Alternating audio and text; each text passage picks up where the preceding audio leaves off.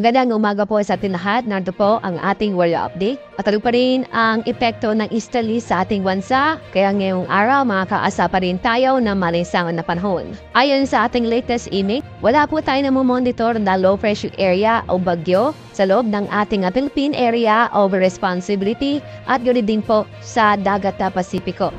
Sa ating lagay panahon ngayong araw, maganda at maliwas sa panahon ang inaasahan po natin sa buong bansa. Asahan pa rin ang mataas ang temperatura matatala ngayong araw sa Metro Manila na abot ng 35 degrees Celsius. Bagyang mas mataas naman ang temperatura sa Tugigaraw na abot ng 36 degrees Celsius. Sa mga mobile po natin sa Lawag, ang forecast kong temperatura natin aabot ng 33 degrees Celsius.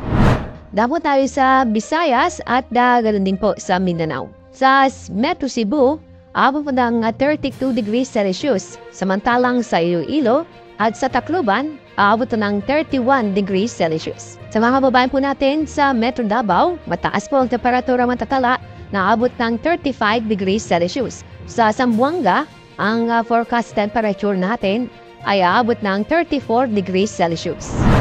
Pagdating po sa ating 3-day weather clue. Sa weekend, mataas pa rin po temperatura matatala sa Metro Manila na abot ng 35 degrees Celsius.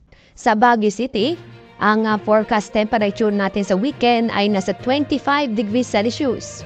Samantala sa Legazpi City, nasa 32 degrees Celsius. Sa mga lugar po sa Visayas, sa weekend po, ang inaasa po natin forecast maximum temperature ay aabot ng 32 degrees Celsius.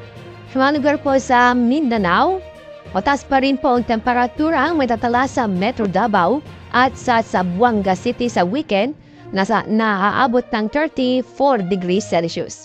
Samantala sa Cagayan de Oro City, bahagyang mababa ang temperatura, nasa 32 degrees Celsius.